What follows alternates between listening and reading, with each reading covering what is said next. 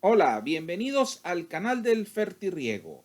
En el día de hoy vamos a ver lo que son las partes por millón. Las partes por millón es una forma de medir la concentración de soluto en una solución. Por ejemplo, si nosotros tenemos 1 gramo por cada metro cúbico de agua, estamos teniendo una concentración de una parte en 1 millón. Es 1 gramo en 1 millón de gramos. Si fueran gramos de agua, pues por supuesto un millón de gramos de agua equivalen a 1 metro cúbico. Entonces, esa es la forma en que acostumbran utilizar las personas que trabajan la fertirrigación al referirse a la concentración ideal de nutrientes en las distintas fases de desarrollo de un cultivo. En la literatura, en los libros, es muy común encontrar eso. Y el esfuerzo que hacen los agrónomos es calcular para las distintas edades del cultivo cuántos gramos deben utilizar por cada metro cúbico de agua que riegan. Generalmente, en forma tradicional, se hace en una forma constante. Es decir, que le aplican, si son, por ejemplo, 200 partes por millón de nitrógeno, 200 partes por millón, y por cada millón de gramos, o sea, por cada metro cúbico de agua, estarían utilizando 200 gramos de nitrógeno. Eso pudiera lograrse, por ejemplo, disolviendo casi medio kilo de urea en 1 metro cúbico de agua. Es por citar un ejemplo, eso se puede lograr de muchas maneras. El equipo de agrotecnología tropical tiene ciertas observaciones a esa metodología. Y básicamente consiste en que los requerimientos de nutrientes de la planta son independientes de la cantidad de agua que consume la planta. Por ejemplo, cuando una planta está pequeña, requiere poca cantidad de nutrientes. Y en la medida que la planta crece, la cantidad de nutrientes que se requiere es cada vez mucho mayor. Entonces, si la planta está en plena producción, tiene mucha carga de frutos formándose al mismo tiempo, los requerimientos de nutrientes tienden a ser máximos. Eso es independiente de la cantidad de agua que se le aplica al cultivo. Sin embargo, cuando no existían computadoras, era fácil inferir que una planta pequeña consumía poca agua y una planta grande consumía mucha agua. Entonces era más o menos constante la cantidad de partes por millón de nutrientes que consumía la planta. Por lo menos así lo inferían los estudios que se iban haciendo o iban variando de acuerdo a las distintas fases de desarrollo del cultivo.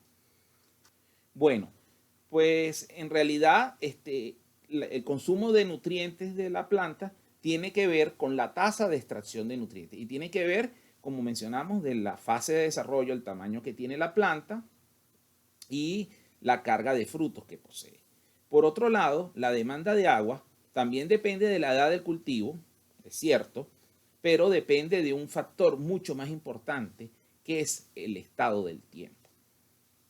El clima afecta a la planta y una planta tiene interacción suelo, clima, planta.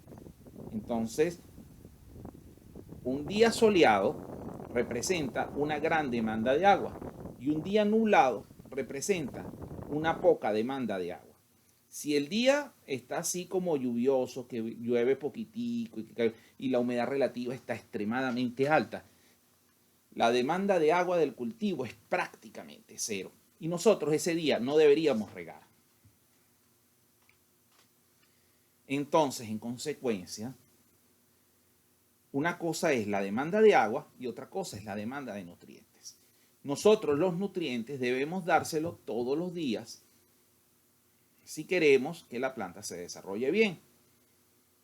Si tenemos un cultivo en suelo, indudablemente el suelo es una alcancía que permite almacenar nutrientes en las fechas que se le aplica mucha agua al cultivo, por ejemplo, para ser utilizado en los días que se le riegue con menor cantidad porque está lloviendo mucho. Pero si tenemos un cultivo dentro de invernadero, pues la cantidad de fertilizante deberíamos echárselo prácticamente todos los días. ¿Qué solución han conseguido ellos? Bueno, pues aplican los partes por millón que ellos dicen y llega invariablemente a ocurrir una acumulación de sales en el sustrato, que obliga cada cierto tiempo, con cierta periodicidad, a tener que aplicar unas láminas de agua, unas láminas de riego, un riego adicional para lavar esas sales y sacarlas en exceso. Otra cosa que se ha establecido en los sistemas de riego es regar en exceso. Es decir, que se produzca un 20% de lámina de drenaje, de lixiviado. Eso es para eliminar el exceso de sales que no consume el cultivo. Eso en realidad es, a nuestro punto de vista, es un crimen ambiental. ¿Por qué? Porque esa agua de drenaje va con fertilizantes que van a contaminar a los ríos, a los lagos y al mar, produciendo invariablemente eutroficación. En países como Holanda están restringiendo o están obligando a las empresas a reutilizar esa agua de drenaje para no causar esa contaminación. Y eso obliga a hacer estudios, a medir conductividades, a medir nutrientes y a restituir la fertilidad a lo que requiere el cultivo para volver a utilizar esa agua una vez desinfectada.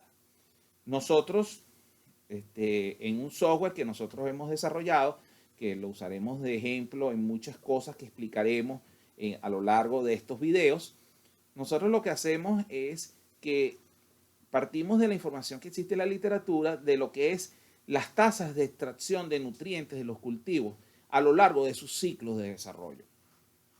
Entonces, con esa información, nosotros ya sabemos cuántos nutrientes necesita la planta en la medida que ella va creciendo. Y eso lo diluimos en la cantidad de agua que se requiera de acuerdo a las demandas climatológicas o del estado del tiempo, porque el clima es un estado promedio, del estado del tiempo. O sea, si el estado del tiempo es lluvioso, se va a regar poco. Eso significa que los partes por millón que vamos a utilizar van a ser mucho más altas que si el día está soleado y nosotros aplicamos mucha agua. Porque tan sencillo como que la cantidad de fertilizantes o de nutrientes que va a requerir la planta va a ser aproximadamente constante a lo largo de ese tiempo. Vamos a mostrarles unas capturas de pantalla de nuestro software. ¿Okay? Entonces, aquí vemos la primera. Abriendo. Ok. Entonces, fíjense en esto muestra mucha más información en un área que está destinada para los agrónomos, pero básicamente estamos usando como un ejemplo un cultivo de tomate para uso industrial que tiene 38 días de edad. ¿Okay? Y de acuerdo a cómo estuvo el estado del tiempo, la demanda evaporativa del agua, se calculó que necesitaba 2,1 horas de riego. Y eso representa un volumen total de riego de 41 metros cúbicos para esa hectárea de cultivo. Los nutrientes a aplicar en kilogramos por hectárea aparecen allí como 1,35 nitrógeno, 0,17 fósforo, 4,28 de potasio, calcio y magnesio. Esas cantidades fue de acuerdo a nuestras bases de datos y algunas cuentas que saca el software, la que para el día 38 de edad ese cultivo a esas condiciones de suelo requiere como nutrientes.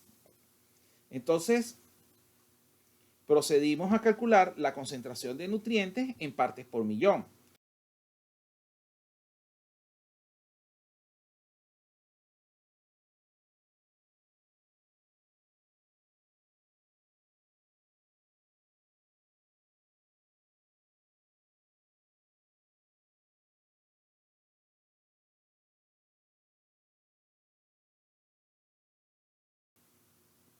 Abajo aparecen la cantidad de fertilizantes que hay que disolver para lograr esa concentración. Después de sacar otras cuentas que explicaremos en otros videos cómo se saca. Entonces, nosotros lo que fuimos haciendo fue ir variando la evaporación, o sea, la demanda evaporativa del agua, para calcular cuánto es la demanda en evapotranspiración del cultivo y cuál es el volumen de riego a hacer. Entonces, si nosotros en la tabla que le estábamos mostrando, ¿verdad? Que le estamos mostrando, aparece que necesitamos para 2,1 horas de riego, se aplican 41 metros cúbicos, ¿verdad? De agua. Al bajar la demanda evaporativa, baja, por ejemplo, el tiempo de riego de 2,1 a 1,7 y el volumen de riego baja de 41 a 33. ¿Qué sucedió con las partes por millón? Pues las partes por millón subieron. El nitrógeno, que estaba en 33 partes por millón, se montó en 41 partes por millón. La de fósforo, que estaba en 4, sube a 5. La de potasio, que estaba en 120, sube a 151. Y así sucesivamente. Importante es la conductividad eléctrica, que de 1,1 decisimes centímetros subió a 1,3 decisimes centímetros, que todavía es un nivel bastante interesante para el cultivo del tomate. Bajo si se quiere. Entonces, la misma planta a los 38 días de edad, con una demanda evaporativa menor, el tiempo de riego baja a 77 minutos, que es 1 hora y piquito, y el volumen de riego baja a 24 metros cúbicos, de 41 que habíamos iniciado en el primer ejemplo. Fíjense que los nutrientes a aplicar fueron exactamente igual a los otros nutrientes, porque eso depende más bien de la edad del cultivo y de las condiciones de suelo, más que de las condiciones climáticas. Y aquí lo que estamos variando son las condiciones climáticas. ¿Qué pasaría si el día es cada vez más lluvioso? ¿Qué estaría pasando con las partes por millón? Entonces, fíjense, cuando bajó el volumen de riego, manteniendo la misma cantidad de nutriente a aplicar, las partes por millón siguieron subiendo.